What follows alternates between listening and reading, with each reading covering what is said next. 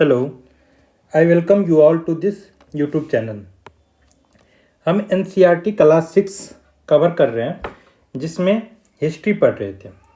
तो हिस्ट्री में पिछले लेक्चर में चैप्टर 1 पढ़े थे जिसमें हमने डिटेल एक्सप्लेनेशन के साथ देखे थे। पहला चैप्टर कौन सा था? कब, कहाँ और कैसे।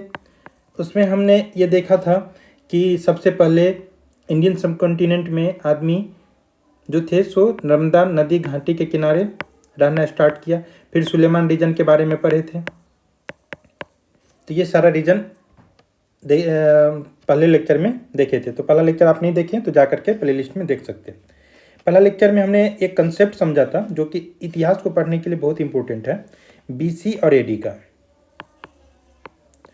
बीसी एंड एडी का कंसेप्ट समझा था। एक बार फिर देख लेते हैं कि इतिहास को समझने के लिए इतिहासकार को एक डेट की ज़रूरत पड़ी। तो इस डेट को डिफाइन करने के लिए उसने ईसा मसीह के जन्म को 0 वर्ष मान लिया और इसके आगे जो गया तो उसे हम एडी कहने लगे। 0 के आगे क्या हो गया? 1, 2, 3, 4। तो अभी हम कितने एडी में? 2024 एडी में।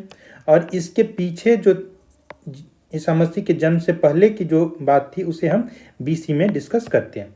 लेकिन अब इसी टर्म को ये एडी और बीसी मतलब ईसा मसीह के लाइफ से जुड़ा हुआ तो एक क्रिश्चियनिटी है।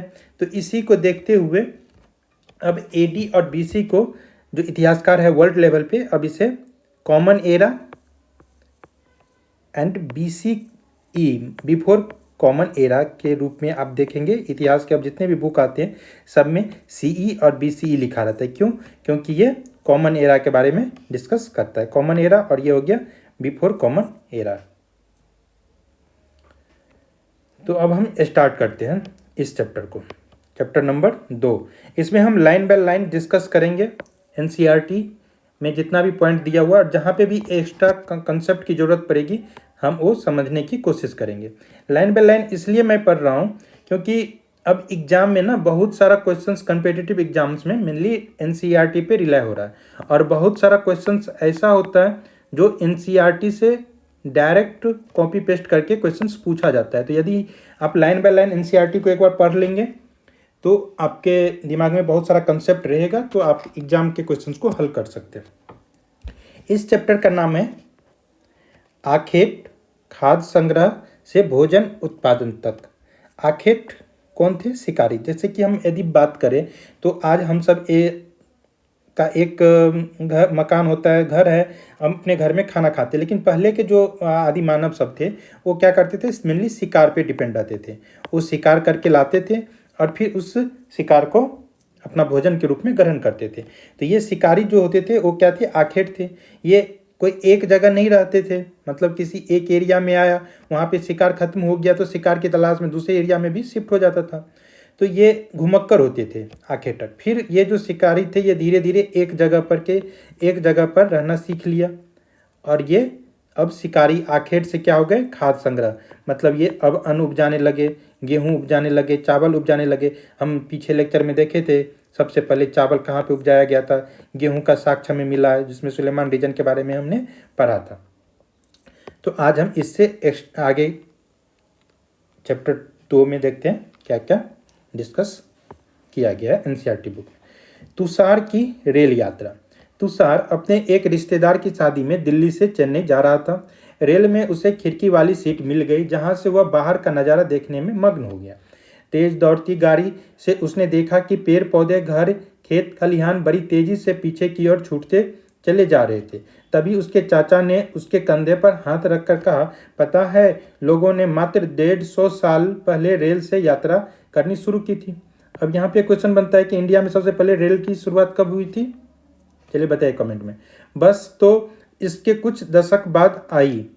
तुषार सोचने लगा कि जब लोगों के पास आने जाने के लिए तेज रफ्तार वाली सवारियां नहीं थी तो क्या वे यात्रा नहीं करते थे? क्या वे अपनी सारी जिंदगी एक ही जगह पर बिता दिया करते थे?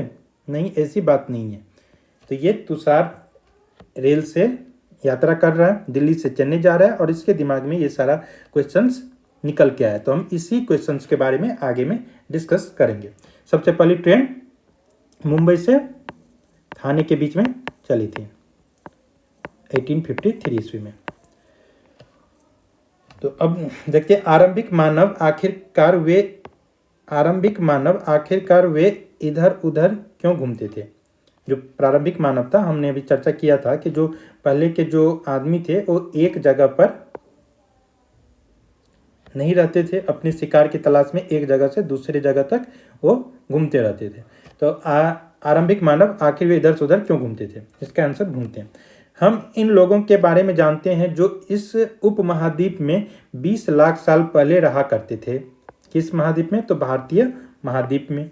आज हम उन्हें आखेटक खाद्य संग्रह के नाम से जानते हैं। भोजन का इंतजाम करने की विधि के आधार पर उन्हें इस नाम से पुकारा जाता है। आमतौर पर खाने के लिए वे जंगली जानवरों का शिकार करते थे, मछलियाँ और चिड़ियाँ पकड़ते थे, फल, मूल, दाने, पौधे, पत्तियाँ, अंडे इकट्ठा किया करते थे। आखेटक खाद्य संग्राहक समुदाय के लोग एक जगह से दूसरी जगह पर घूमते रहते थे। ऐसा करने के इसके कई कारण थे। पहला कारण यह था कि अगर वे एक ही जगह पर ज़्यादा दिन तक रहते तो आसपास के जितने भी पौधे थे, फल और जानवरों को खाकर समाप्त कर देते थे। इसलिए और भोजन की तलाश में उन्हें दूसरी जगह पर जाना पड़ता था।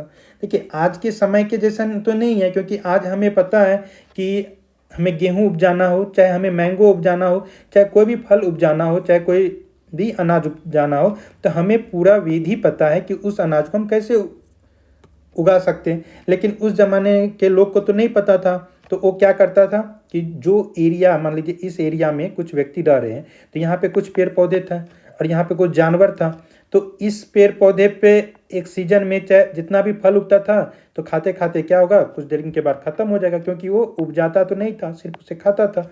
फिर यहाँ पे जितने भी जानवर होते थे उसे भी खा जाता था, क्योंकि वो धीरे धीरे क्या होता था, एरिया में कम हो जाता था या समाप्त हो जाता था। तो जब इस एरिया में अब वो समाप्त हो गया, पेड़ पौधा से जो अन्न मिलता था, चाहे फल फूल मिलता था, अब वो समाप्त हो गया, तो अब वो क्या करता था, दूसरे एरिया के तलाश में, भोजन की तलाश में दूसरे एरिया में चला जाता था,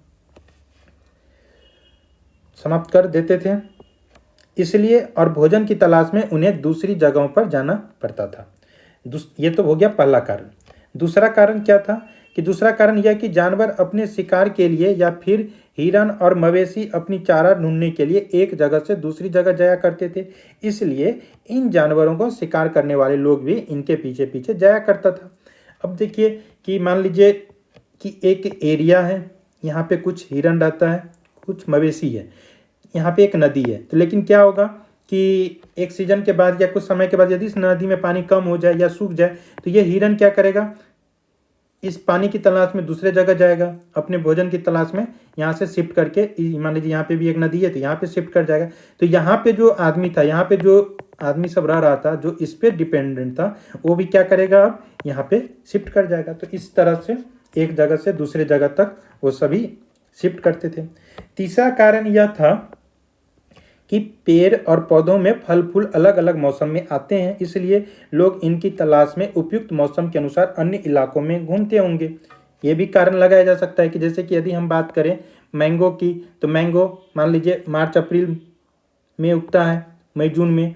तो इस रीजन में मान लीजिए कुछ मैंगो के पेड़ हैं, तो आदमी क्या करेगा, यहाँ पे रहेगा। लेकिन वो मैंगो का पेड़ तो जून जुलाई के बाद खत्म हो जाएगा, तो अब उसे क्या करना पड़ेगा, अब उसे दूसरे रीजन में जाना पड़ेगा जहाँ पे उस सीजन के अनुसार कोई दूसरा फल लगा हो। तो इस अनुसार भी वो सब घुमा करते थे। चौथा कारण यह कि पानी के बिना किसी भी प्राणी या पेड़ पौधे का जीवित रहना संभव नहीं होता, और पानी झील, झरना तथा नदियां में ही मिलती थी। यद्यपि कई नदियां और झीलों का पानी कभी नहीं सूखता था, कुछ झील और नदियों में पानी बारिश के बाद ही मिल पाता था। इसलिए ऐसी झील और नदियों के किनारे बसे लोग को सूखे मौसम में पानी की तलाश में इधर उधर जाना पड़ता होगा। तो ये 3-4 रीजन है जिसके कारण आदमी एक जगह से दूसरे जगह घूमा करते थे। अब नेक्स्ट पॉइंट है, आरंभिक मानव के बारे में जानकारी हमें कैसे मिलती है। तो इसके बारे में हम कल भी बात किए थे, पिछले लेक्चर में भी हमने देखा था। उसमें हम एक चीज़ देखे थे, पुरातत्वविद। तो पुरातत्वविद किसे कहते हैं, तो जो पहले जमाने के जो पांडुलिपि था, चाहे पांडुलिपि का जो अध्ययन किया जाता है किसके द्वारा किया जाता है? तो ये पुरातत्वविद के द्वारा किया जाता है। तो ये पांडुलिपि हो, चाहे जो भी अभिलेख था उसके थ्रू हमें ये सब जानकारी मिलती है। पुरातत्वविद को कुछ ऐसी वस्तुएं मिली है जिनका निर्माण और उपयोग आंखें तक खाद्य संग्राहक किया करते थे। पुरातत्वविदों को कुछ ऐसी वस्तुएं मिली है जिससे वो पता किए हैं कि ये सब का उपयोग कौन करता होगा? उस जमाने के आंखें तक खाद्य संग्राहक जो थे वो करते होंगे। यह संभव है कि लोग ने अपने कामों के लिए पत्थर, लकड़ी और हड्डियों के औजार बनाए हों। इनमें से पत्थर के औजार आज भी बचे हैं।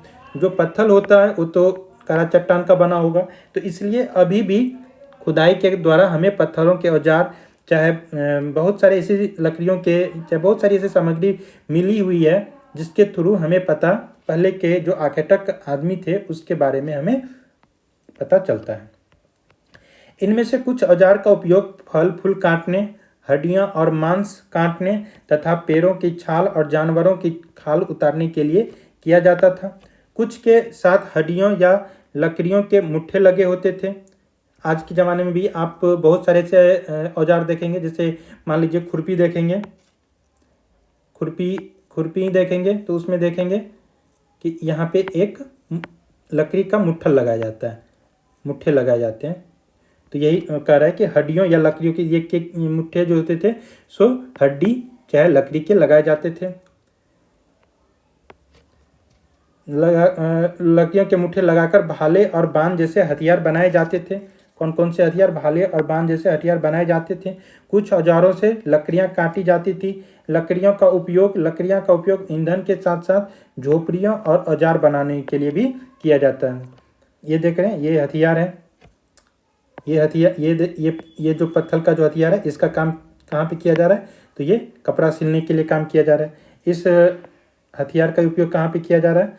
तो मिट्टी को खोदने के लिए किया जा रहा है। तो डिफरेंट टाइप के हथियार होते थे और इन सभी का उपयोग अलग अलग किया जाता था।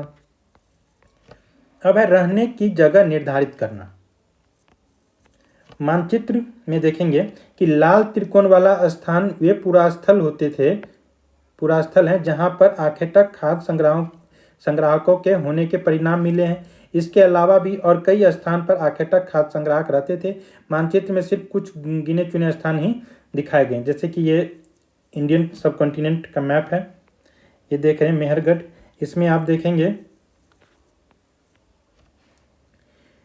कि ये जो रेड कलर का जो त्रिकोण में बना के दिया गया है ये पूरा पाषाणिक पूरा स्थल है।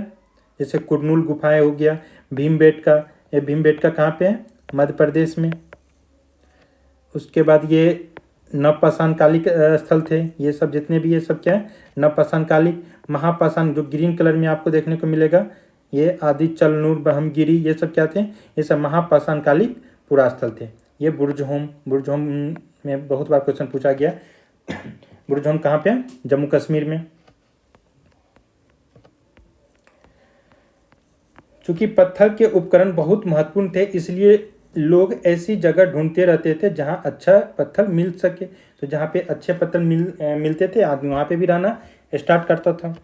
शैल चित्रकला, ये एग्जाम में कई बार पूछा गया है कि जिन गुफाओं में लोग रहते थे उनमें से कुछ के दीवारों पर चित्र मिले हैं। इनमें से कुछ सुंदर उदाहरण मध्य प्रदेश और दक्षिणी उत्तर प्रदेश के गुफाओं से मिले हैं। इनमें से जंगली जानवरों की बड़ी कुशलता से सजीव चित्रण किया गया है। ये देख रहे हैं हिरन, भागते हुए हिरन का पीछा करता हुआ ये एक शैल चित्र है। तो ये भीमबेटका आपको याद रखना है, भीमबेटका आधुनिक मध्य प्रदेश। इस पुरास्थल पर गुफाएं व कंदराएं मिली हैं। लोग इन गुफाओं में इसलिए रहते होंगे क्योंकि उन्हें यहाँ बारिश, धूप और हवाओं से राहत मिलती थी। ये गुफाएं नर्मदा घाटी के पास है। अब ये देखिए भीमबेटका हम देखते हैं यहाँ पे, ये रहा भीमबेटका। भीमबेटका यहाँ से नर्मदा नदी निकलती है। ये रहा भीमबेटका, यहाँ से नर्मदा नदी निकलती है। तो यहीं पे गुफा मिला है जिस गुफा में बहुत सारे शैलचित्र वर्णन है। अब आगे देखते हैं पुरास्थल क्या होता है। पुरास्थल के बारे में पढ़ लेते हैं। पुरास्थल उस स्थान को कहा जाता है जहां औजार, बर्तन और इमारतें जैसी वस्तुओं के अवशेष मिलते हैं। ऐसी वस्तुओं का निर्माण लोगों ने अपने काम के लिए किया था और बाद में वे उन्हें वहीं छोड़ गए। ये जमीन के ऊपर, अंदर, कभी कभी समुद्र और नदी के तल में भी पाए जाते हैं। इन पुरास्थलों के बारे में आपको अगले अध्यायों में बताया जाएगा। हम नेक्स्ट चैप्टर जो अध्याय 3 पढ़ेंगे उसमें डिटेल में पुरास्थल के बारे में पढ़ेंगे। आग की खोज, आग की खोज कब हुई थी इसके बारे में देखते हैं। मानचित्र 2 में कुरनुल गुफा, कुरनुल गुफा अभी हम देखे थे, नीचे में था। यहाँ राख के अवशेष मिला है। इसका मतलब यह है कि आरंभिक लोग आग जलाना सीख गए थे। तो आग के अवशेष मतलब राख के अवशेष कहाँ मिला है? कुरनुल गुफा में। एग्जाम में ये पूछेगा क्वेश्चन कि राख के अवशेष कहाँ मिला है, उसमें से 4 ऑप्शन होगा, एक होगा कुरनुल गुफा। तो यहाँ से आपको ये क्वेश्चन टिक करना है। तो एनसीईआरटी पढ़ने से यही फायदा होता है। यदि लाइन बाय लाइन आप रीडिंग दे करके पढ़ लेते हैं तो ये फायदा होता है। आग का इस्तेमाल कई कार्यों के लिए किया गया होगा, जैसे कि प्रकाश के लिए, मांस भूनने के लिए, खतरनाक जानवरों को दूर आदि भगाने के लिए आग का उपयोग किया गया होगा। बदलती जलवायु, अब जलवायु में बहुत सारा परिवर्तन हुआ। लगभग 12,000 साल पहले दुनिया की जलवायु में बड़े बदलाव आए और गर्मी बढ़ने लगी। इसके परिणाम स्वरूप कई क्षेत्रों में घास वाले मैदान बनने लगे। इससे हिरन, बारहसिंगा, भेड़, बकरी और गाय जैसे उन जानवरों की संख्या बढ़ी जो घास खा करके जिंदा रह सकते थे। जो लोग इन जानवरों का शिकार करते थे वे भी इनके पीछे आए और इनके खाने पीने की आदतों और प्रजनन के समय की जानकारी हासिल करने लगे। हो सकता है कि तब लोग इन जानवरों को पकड़कर अपनी ज़रूरत के अनुसार पालने की बात सोचने लगे होंगे। साथ ही इस काल में मछली भी भोजन का महत्वपूर्ण स्रोत बन गया। तो आपको याद रखना ये मछली, ये क्वेश्चन एग्जाम में एक बार पूछा गया था। तो मछली भी भोजन का महत्वपूर्ण स्रोत बन गया था। खेती और पशुपालन की शुरुआत, इसी दौरान भारतीय उपमहाद्वीप के भिन्न भिन्न इलाकों में गेहूं, जौ और धान जैसे अनाज प्राकृतिक रूप से उगने लगे थे। तो पूछा जाता है गेहूं का सबसे पहले कौन सा अनाज उपजाया गया था? तो गेहूं और जौ। शायद महिला, पुरुष और बच्चों ने इन अनाजों को भोजन के लिए बटोरना शुरू कर दिया होगा। साथ ही वे यह भी सीखने लगे होंगे कि ये अनाज कहाँ उगते हैं और कब पककर तैयार होते हैं। ऐसा करते करते लोगों ने इन अनाजों को खुद पैदा करना सीख लिया। इस प्रकार धीरे धीरे वो कृषक बन गए। तो अब आप देख सकते हैं कि जो पहले आदमी था वो मेनली किस चीज़ पे डिपेंड था? वो पहले मेनली शिकार पे डिपेंड था। तो शिकार करने के लिए वो जानवरों पे डिपेंड था। तो जानवर जिस क्षेत्र में रहता था तो इन सभी जो आदि मानव थे उनका बसेरा भी वहीं पे होता था। लेकिन जो जो समय चेंज हुआ, प्रकृति में जो जो वातावरण चेंज हुआ, तो क्या हुआ कि कुछ इलाके में गर्मी बढ़ी। गर्मी बढ़ने के कारण क्या हुआ कि वहाँ पे बारिश हुआ। फिर बारिश ज़्यादा होने लगा, घास उगने लगा। तो जो घास उगने लगा उसके बाद वहाँ पे जानवर सब भी रहने लगा। कुछ अनाज पैदा होने लगे जैसे गेहूँ, जौ। तो गेहूँ, जौ जब पैदा होने लगे तो आदमी उन्हें उसे उपजाने के लिए सीख गया। और धीरे धीरे अब क्या हो गया? कृषक बन गया। तो जब वो अब कृषक बनेगा तो क्या करेगा कि मान लीजिए धान उपजाएगा। तो धान उपजाएगा तो 1 महीना में नहीं खाएगा, उसका कुछ पैदावार होगा, वो कुछ खाएगा और कुछ को क्या करेगा? स्टोर करके रखेगा। तो इस तरह से क्या करेगा? स्टोर करने के लिए उसे एक अस्थायी जगह की जरूरत होगी। तो हम देखेंगे कि किस तरह से आदमी एक घुमक्कड़ जिंदगी, जो मेनली पहले जानवर पे डिपेंडेंट था, जब से वो कृषक बन गया तो वो एक अस्थायी जीवन जीने की शुरुआत की। और जब जीवन अस्थायी होगा तो हम क्या देखेंगे आगे कि फिर वहाँ पे धीरे धीरे एक कम्युनिटी टाइप का, सोसाइटी कम्युनिटी टाइप का डेवलप होने लगा। फिर वहाँ पे राजा बनने लगे। तो इस तरह से आगे नगर का विकास हुआ। इसी तरह लोगों ने अपने घर के आसपास चारा रखकर जानवरों को आकर्षित कर उन्हें पालतू बनाया होगा। सबसे पहले जिस जंगली जानवर को पालतू बनाया गया वह कुत्ते का जंगली पूर्वज था। तो सबसे पहले किसको पालतू बनाया गया था? तो कुत्ते का जंगली पूर्वज था। धीरे धीरे लोग भेड़, बकरी, गाय और सूअर जैसे जानवरों को अपने घरों के नज़दीक आने को उत्साहित करने लगे। ऐसे जानवर झुंड में रहते थे और ज़्यादातर घास खाते थे। अक्सर लोग उसे जंगली जानवरों के आक्रमण से उसकी सुरक्षा किया करते थे और इस तरह धीरे धीरे वो पशुपालक बन गए। तो हम देखेंगे कि सबसे पहले आदमी क्या था, एक आखेटक शिकारी था। शिकारी से देखें कि धीरे धीरे वो अन्न उपजाने लगा, सीख गया और वहाँ से वो कृषक बन गया। अब कृषक के बाद देखेंगे कि धीरे धीरे वो क्या करेगा, पशुपालन भी सीख लिया, पशुओं को पालने लगा अपने फायदा के लिए। अब पशुपालन जब हो गया, इसी दौरान क्या हुआ था, आग की भी आविष्कार हुई थी। पशुपालन हो गया तब वो क्या करेगा, एक अस्थायी जीवन बनाएगा, एक जगह रहना स्टार्ट कर देगा। अब धीरे धीरे देखेंगे कि ये सब अपना एक मुखिया नियुक्त करने लगा, राजा भी बाद में चुनने लगा। अब देखिए घरेलूकरण की प्रक्रिया, ये जो एनसीईआरटी में जो बॉक्स बना के दिया होता है ना, इसमें बहुत सारा इंपॉर्टेंट फैक्ट्स रहता है, तो आप इसे जरूर पढ़ने की, एक बार रीडिंग देने की कोशिश करें। लोगों द्वारा पौधे उगाने और जानवरों की देखभाल करने को घरेलूकरण की प्रक्रिया का नाम दिया गया है। अपनाए गए ये पौधे तथा जानवर अक्सर जंगली पौधों तथा जानवरों से भिन्न होते हैं। इसकी वजह यह है कि यह इस प्रक्रिया के तहत अपनाए गए पौधों या जानवरों को लोग चयन करते हैं। उदाहरण के तौर पर लोग उन्हीं पौधों तथा जानवरों का चयन करते हैं जिनके बीमार होने की संभावना कम हो। यही नहीं, लोग उन्हें पौधों को चुनते हैं जिनसे बड़े दाने वाले अनाज पैदा होते हैं, साथ ही जिनकी मजबूत डंठलें अनाज के पक्के दानों के भार को संभाल सके। ऐसे पौधों के बीजों को संभाल कर रखा जाता था ताकि फिर से उगाने के लिए उनके गुण सुरक्षित रखें। तो जो भी गेहूं चाहे चावल उपजाया गया होगा, चाहे बहुत सारा जो अनाज उपजाया जाता था, तो उसमें से जो सबसे स्वस्थ था, मतलब बीज के रूप में उसे स्टोर करके रखा जाता था। सबसे स्वस्थ करने का मतलब जो दाना पूरा बड़ा हो सबसे देखने में, चाहे जो एक उन सब का एक अपना तरीका था, जो जिस हिसाब से वो डिसाइड करता था कि ये जो अनाज है ये अच्छा अनाज है, तो उसे वो बीज के रूप में स्टोर करके रख लेता था, जिससे कि वो अगले साल नेक्स्ट टाइम जब भी वो सीजन आएगा तो फिर से उस बीज को बो करके अनाज उत्पादन कर सकता था। उन्हीं जानवरों के आगे प्रजनन के लिए चुना जाता है जो आमतौर पर अहिंसक होते हैं। इसलिए हम देखते हैं कि पाले गए जानवर तथा कृषि के लिए अपनाए गए पौधे जंगली जानवरों तथा पौधे से धीरे धीरे भिन्न होते गए। मिसाल के तौर पर जंगली जानवरों की तुलना में पालतू जानवरों की दांत और सींग छोटे होते हैं। यह प्रक्रिया पूरी दुनिया में धीरे धीरे चलती रही, करीब 12,000 साल पहले शुरू हुई।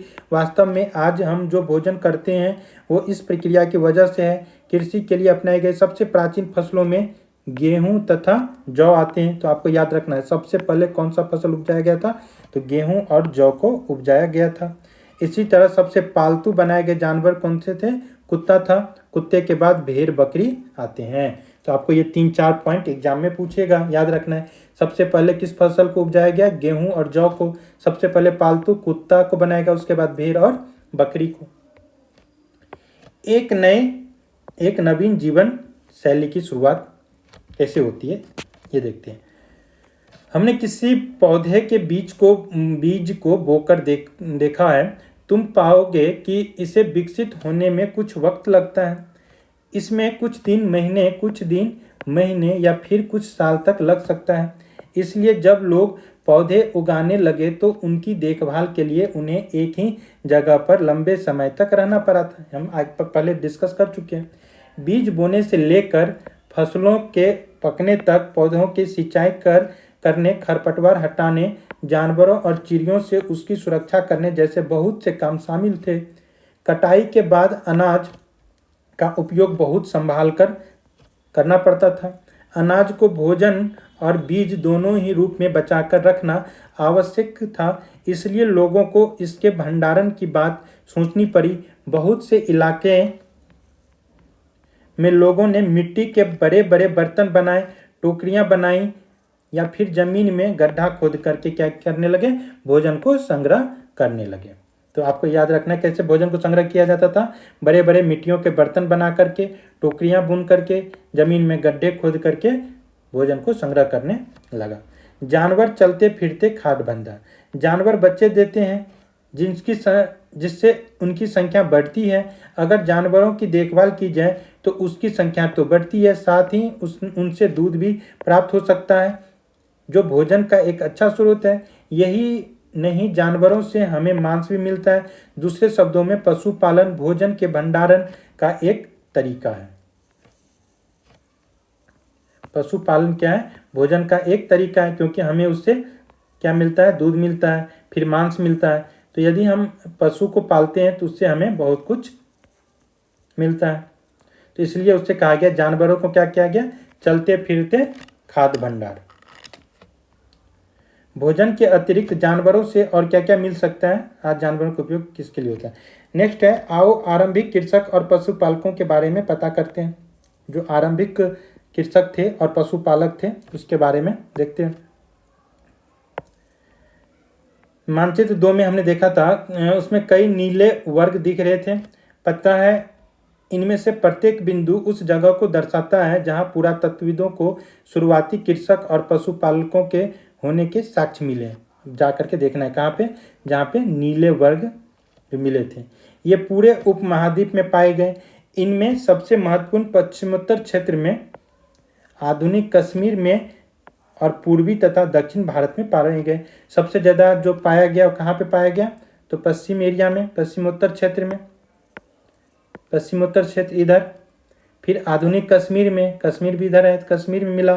फिर पूर्वी तथा दक्षिण भारत में, पूर्वी और दक्षिण भारत में ये सब चीज़ मिला। वास्तव में यह निर्देशित स्थान कृषकों और पशुपालकों की बस्तियां थी या नहीं, इसे जांचने के लिए वैज्ञानिक खुदाई में मिले पौधे और पशुओं की हड्डियों के नमूने का अध्ययन करते हैं। इनमें से सबसे रोचक जले हुए अनाज के दानों के अवशेष हैं। ऐसा लगता है कि यह गलती से या फिर जानबूझकर जलाए गए होंगे। वैज्ञानिकों ने इस अनाज के दानों की पहचान कर सकते हैं।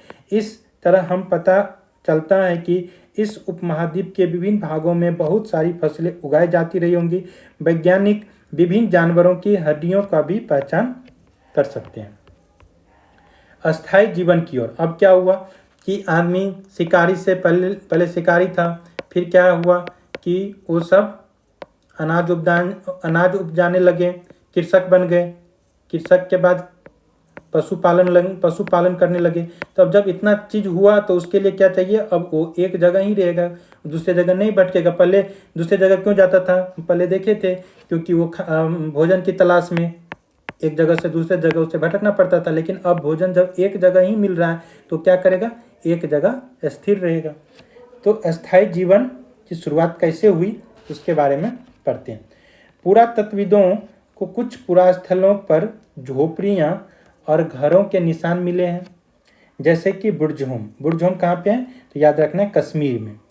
कश्मीर के लोग गड्ढे के नीचे घर बनाते थे, जिन्हें गर्तावास कहा जाता था। तो जो कश्मीर में एक स्थान था बुर्जहोम, वहाँ पे लोग क्या करते थे?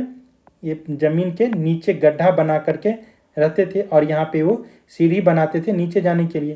तो नीचे में गड्ढा बनाकर घर क्यों रहते थे? क्योंकि हो सकता है कि वहाँ पे बहुत सारा जंगली जानवर होगा, तो जंगली जानवरों से बचने के लिए, उसके बाद जो एटमॉस्फेयर से भी बचने के लिए कि ऊपर में उसे, मान लीजिए यदि वो ज़मीन के ऊपर में घर बनाएगा तो उसे एक मजबूत कंक्रीट चाहिए, छत चाहिए, जो कि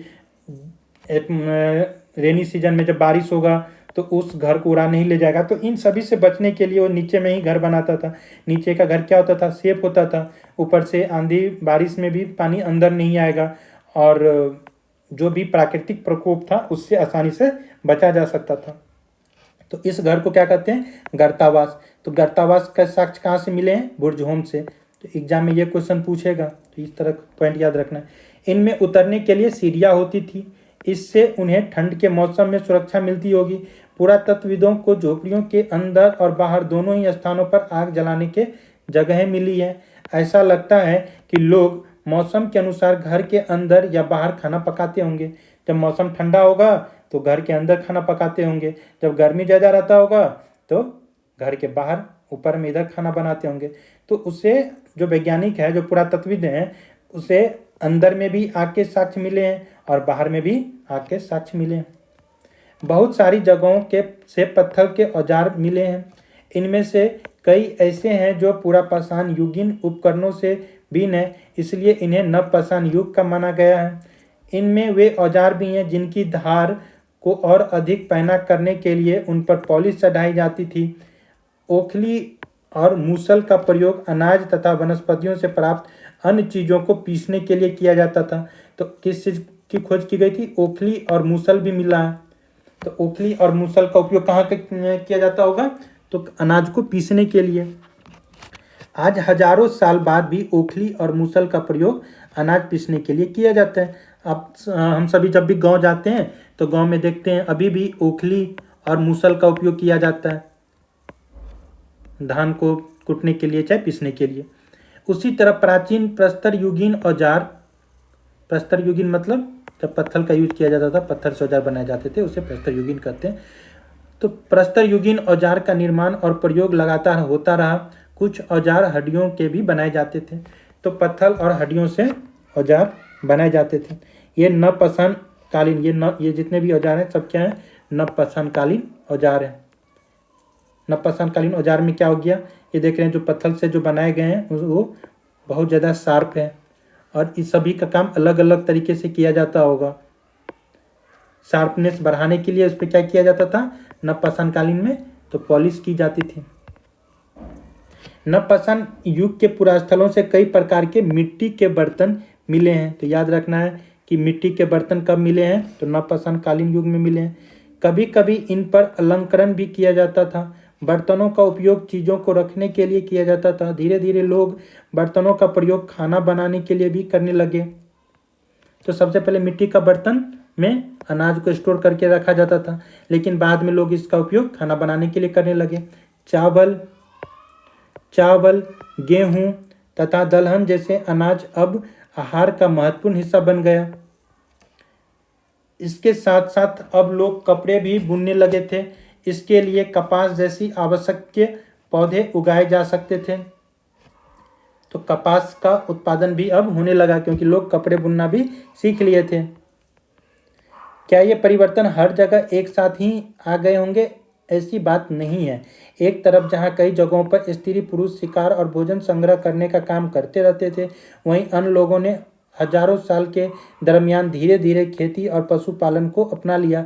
बहुत जगह लोग मौसम के मुताबिक बदल कर अपने अपने जीविका चलाने लगे। तो ये जो परिवर्तन आप देख रहे हैं कोई एक साल चाहे 2 साल का परिवर्तन नहीं है। ये परिवर्तन होने में आदमी को कई दशक लग गए थे। कई दशकों के बाद धीरे धीरे ये परिवर्तन होने लगा। सूक्ष्म निरीक्षण, मेहरगढ़ में जीवन और मृत्यु। मेहरगढ़ हम मैप में देखे थे, जो पहला लेक्चर पढ़े थे उसमें हमने मेहरगढ़ को देखा था। मेहरगढ़ यह ईरान जाने वाले सबसे महत्वपूर्ण रास्ते बोलन दर्रे के पास एक हरा भरा समतल स्थान है। तो मेहरगढ़ कहाँ मिलेगा? यहाँ पे मेहरगढ़ था। मेहरगढ़ कहाँ पे पड़ता है? पाकिस्तान में। तो जो भी ईरान से आदमी आता था ना, तो मेहरगढ़ होते हुए बोलन दर्रा, याद रखना है आपको ये बोलन दर्रा, ये एग्जाम में कई बार क्वेश्चन पूछा जाता है बोलन दर्रे से रिलेटेड कि ईरानी चाहे जो नॉर्थ वेस्ट फ्रंटियर जो कहा जाता था कमज़ोर था, तो नॉर्थ वेस्ट से जो भी व्यक्ति आते थे तो बोलन दर्रे के माध्यम से आते थे। तो बोलन दर्रे के पास एक हरा भरा समतल स्थल था। कौन सा? मेहरगढ़। मेहरगढ़ से क्या मिला है? तो गेहूं के साक्ष्य। गेहूं के साक्ष्य सबसे प्रथम कहाँ से मिला? मेहरगढ़ से मिला। मेहरगढ़ संभवतः वह स्थान है जहाँ के स्त्री पुरुषों ने इस इलाके में सबसे पहले गेहूं और जौ उगाना और भेड़ बकरी पालना सीखा।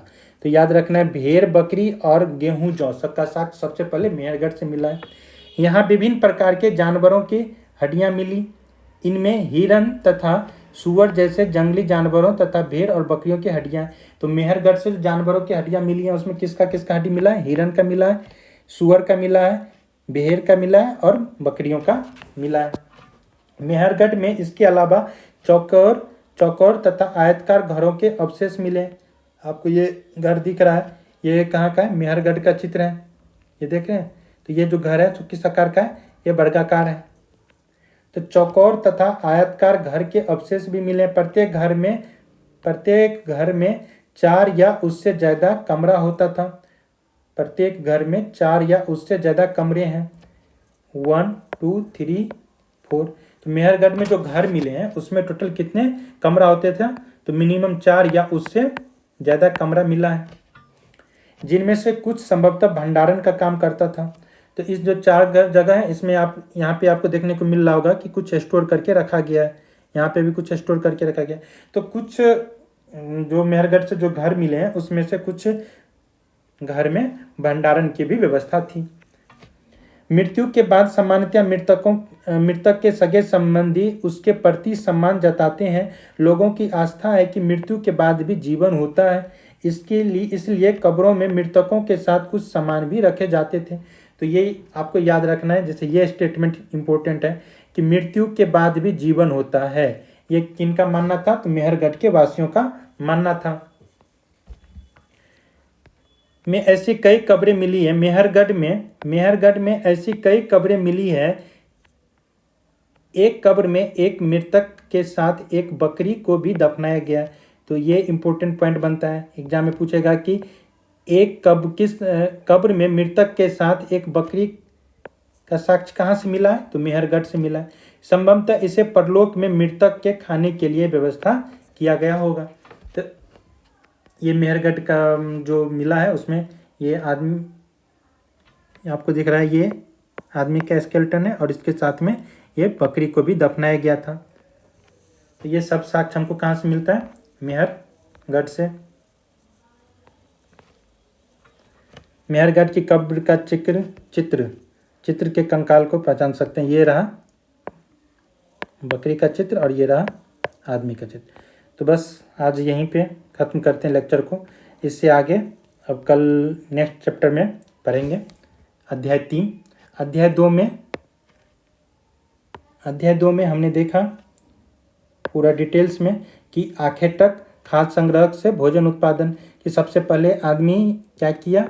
सबसे पहले आदमी आखेटक बना, फिर वो धीरे धीरे कृषक बन गया। आखेटक से शिकारी सबसे पहले क्या थे? वो आखेटक थे, मतलब शिकार करके अपना जीवन यापन करते थे। फिर वो उसके बाद कृषक बन गया, मतलब वो हमने देखा कि किस तरह से गेहूँ, जौ, चावल आदि उपजाने लगे। लोगों के द्वारा गेहूँ, जौ और चावल उपजाया जाने लगा। चावल फिर देखे कि कृषक के बाद वो क्या किया कि धीरे धीरे वो पशुपालन भी करना स्टार्ट कर दिया। पशुपालन एक चलता फिरता क्या था? भोजन संग्रह था, क्योंकि पशुओं से हमें हर चीज़ मिलता था। एक पशुओं को पालने से एक तो पशुओं के जो बच्चे होते थे वो मिलता था, उससे क्या होता था? हमें दूध मिलता था पशुओं से। उसके बाद उससे मांस भी मिलता था। जैसे एक फिगर मिला था मेहरगढ़ में जिसमें हम देखे थे कि आदमियों के साथ किसको दफनाया गया था? तो बकरी को दफनाया गया था। तो मेहरगढ़ के इसके बाद मेहरगढ़ के साक्ष्य मिले। तो पशुपालन के बाद हमने क्या देखा था कि अब आदमी क्या करेगा? अब आदमी एक अस्थाई जीवन बना करके एक जगह रहना स्टार्ट कर दिया। अस्थाई जीवन बना करके एक जगह रहना उसने शुरुआत कर दिया। उसके बाद हमने मेहरगढ़ के बारे में पढ़े। मेहरगढ़ में सबसे पहले गेहूं और जौ उपजाया गया था। गेहूं, जौ, यहाँ के जो लोग थे वो भेड़, बकरी आदि को पालते थे। मेहरगढ़ में लोगों का मानना था कि जो आदमी की जो मृत्यु होती है उसके बाद भी उनका जीवन बचा होता है। तो इसलिए उससे खाने पीने के लिए आदमियों के साथ में क्या किया जाता था? तो उसका जो कीमती सामान रहता था उसे रख दिया जाता था और उसके खाने के लिए बकरी चाहे और भी व्यवस्था किया होगा। लेकिन एक कब्र मिला है जिसमें एक आदमी के साथ में 2 बकरी को दफनाया गया था। तो एग्जाम में पूछेगा कि आदमी के साथ बकरी का जो दफनाने का जो कब्र मिला है वो कहाँ से मिला है? तो आपको याद रखना है मेहरगढ़ से। तो आज इतना रखते हैं। अब नेक्स्ट लेक्चर में हम इससे आगे पढ़ेंगे अध्याय 3 NCERT का लाइन बाय लाइन पढ़ेंगे। धन्यवाद। Please like, subscribe and share this YouTube channel.